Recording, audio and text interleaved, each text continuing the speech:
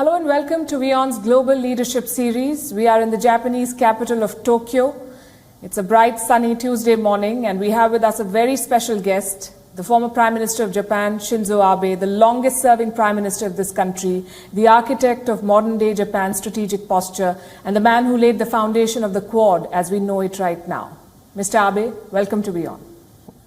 Yeah, so I've been looking forward to this, production. I'm very happy to be on the show. You resigned a couple of years back, sir, citing ill health. How are you doing now?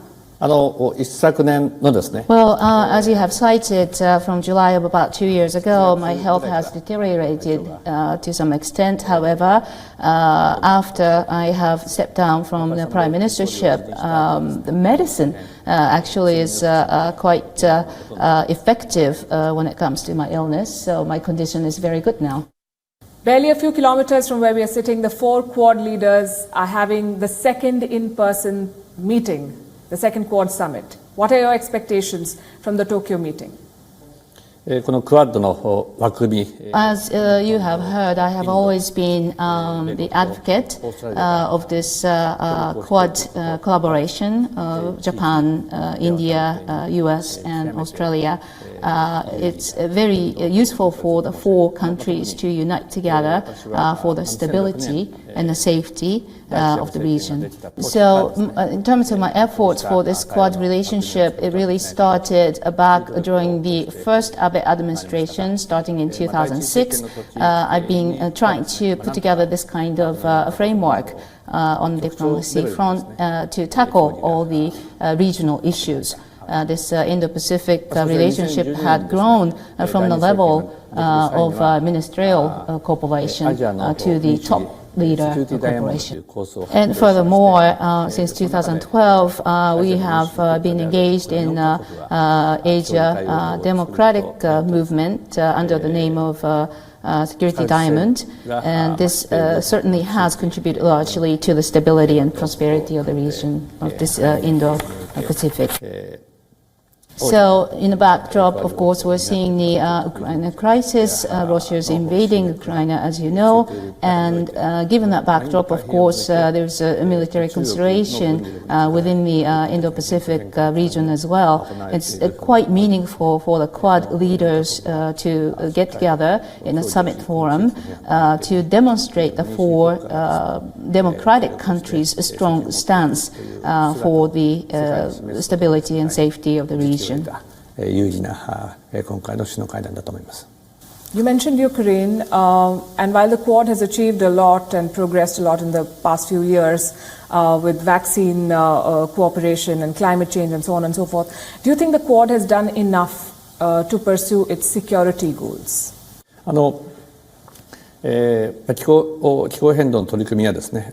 Yeah, of course, as you cited,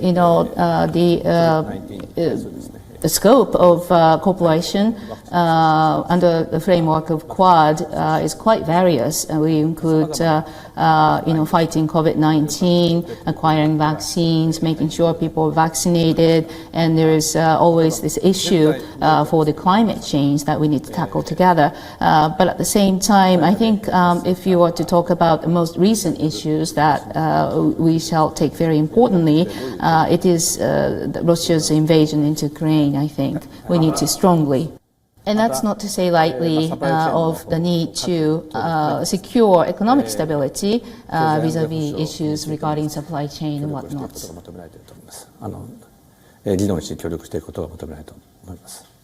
But come back to the question of security goals and the fact that the Quad partners have been reluctant to even name their biggest security challenge, which is China. The Quad has been accused of having an identity crisis. Some say it's the Asian Red Cross, others say it's the Asian NATO. Is the current format of the Quad what you envisioned in 2006 when you pushed for it? Well, first of all, I need to clearly say that the purpose, the objectives of Quad is entirely different from that of NATO, for example, so our stance naturally will be different. This Quad collaboration is not to, say, name one country in crisis which needs defense. to support them as a result of that. Such is not what we do. At the same time, of course, Quad takes it important for the fact that we are the four democratic countries in Indo-Pacific region, and our values should be pronounced. And of course, for the four countries to work together to commit to the security of the region basically is the very foundation of peace and stability. By pronouncing our values as such, China will be directed to act in the right direction. Today's newspapers in Japan, and I'm sure elsewhere as well, talk about US President Joe Biden reaffirming his commitment to defending Taiwan, only for the White House to immediately clarify that their policy on Taiwan remains unchanged. Do you believe that the US will militarily intervene if China were to invade Taiwan? バイデン大統領は、Well, I think his comment was intentionally made, but you must forget the fact that he has in the past also made a similar comment that U.S. will be willing to fully defend Taiwan if China were to militarily invade Taiwan. So, that's on the very ground of staying strategically ambiguous in terms of policy. And on the very point that the White House came right out saying, our policy of staying ambiguous strategically has not changed. The fact that they clarify that right after President Biden's comment actually gives us a signal that the U.S. is starting to look at the change of the policy there. And I have been an advocate of changing this ambiguous strategy. At the time when U.S. took this ambiguous strategy, there was a huge gap of military power between U.S. and China. But as we see China closing that gap very rapidly with a very strong military power that they're building up, it's dangerous to keep this policy in place. So I would, in consequence, welcome President Biden's comment. His comment flatly would signal a change of that ambiguous strategic policy when it comes to China-Taiwan relationship. 戦略を維持することは危険だというふうに私は思います。 So let me understand this correctly. You're saying that with yesterday's statement, no matter what the White House has said in clarification, you believe that there is a shift in American policy vis-a-vis Taiwan? 中国に対してのメッセージなんですが、this is actually a comment given directly from President Biden, and he talked about U.S.'s full commitment to defend Taiwan, even though the White House came out and denied, any overreaction to that, saying that it's the same policy. But I think essentially what President Biden had said shows the truth, and it was a message to China. Very interesting. Do you believe that Xi Jinping is going to attack Taiwan and take it by force? Of course, Xi Jinping's policy of one China is out and clear, as it had been stated. And they have clearly shown that forceful action by force is one of the options that they might actually exercise. But if U.S. were to clearly be in a position to interfere with such action of military invasion by China, I think China would consequently have to give up the idea, because China certainly doesn't want to go into war with U.S. So what do you think the Chinese military is trying to do as they surround Taiwan, as they, satellite images have come out of them taking out certain targets? Do you think this is a pressure tactic? Do you think that the Chinese president is preparing to mount some sort of an invasion while the world remains distracted with Ukraine, with supply chain disruptions, with economic pressures? 中国にとってベストなのはですね。Well, what would be best scenario for China's perspective, of course, is for Taiwan to voluntarily become part of China, but such is not likely to occur. There are a couple of stories I can think of when it comes to how China would make happen one China story. For example, China could be on a very forefront of trying to have an influence over Taiwan as it makes Taiwan's situation unstable when it comes to political activities or economic activities. However, on that very point, I must not forget to mention that the current administration in Taiwan is a popular administration. There is quite a bit of stability when it comes to politics and economy. But, things might happen, and when that change comes, that would be a window of opportunity, I think, from the perspective of China. There is a great deal of influence over Taiwan from China, of course, as you know, economically and also in terms of media control. When you say things might happen, are you suggesting that China might engineer political instability in Taiwan, and that would be the route that they would prefer? 様々な可能性があると思います。There are various possibilities. The fact that China and Taiwan speak the same language, economically they are relying on each other. There's quite a bit of going back and forth between the two countries that gives us, a lot of touch points where things could possibly change. And the situation is different from the Ukraine situation. What would a Chinese invasion of Taiwan, if it happens, mean for your country? Do you believe that American security guarantees are enough for Japan? Do you need an independent defense policy? Well, being that geographically Taiwan is very close to Japan, we're only 110 kilometers apart. So if there is a war that outbreaks in Taiwan, of course, that is going to be an emergency situation for Japan and Japan alliance, naming Japan-US.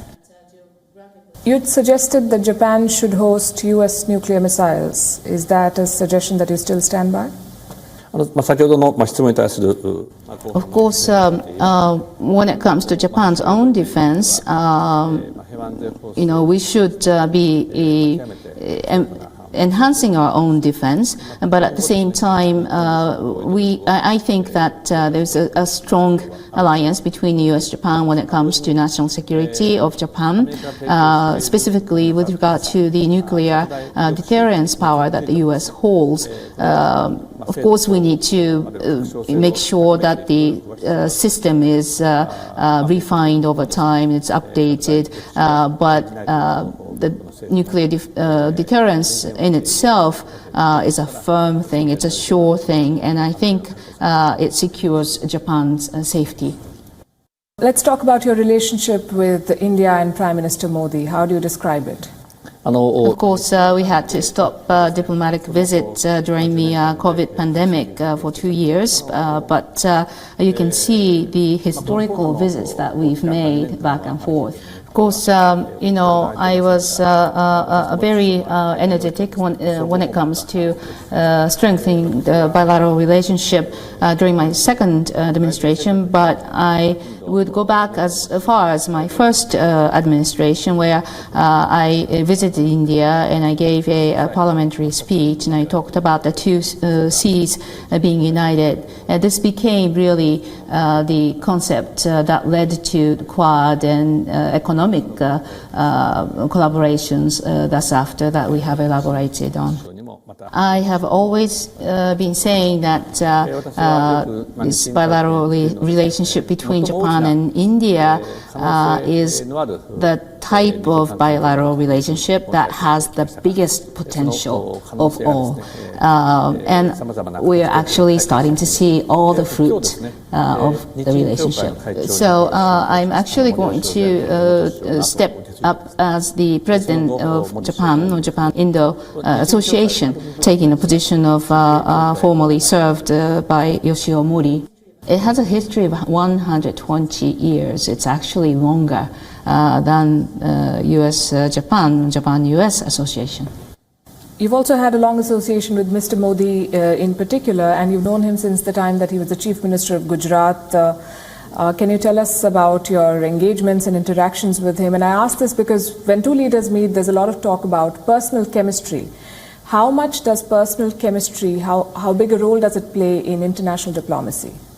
We've spent quite a bit of time, talking, doing other matters around our diplomatic activities. So relationship goes deep. Our understanding towards national security, the world issues that we need to all collaborate, solve together, are very much, united. And I respect Prime Minister Modi for the fact that he's a quick decision maker. He has that power to make things happen.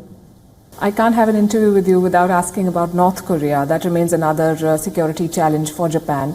And I know that in your tenure, you vowed to sort of restore diplomatic ties, even sought a bilateral meeting with North Korean leader Kim Jong-un. That did not happen.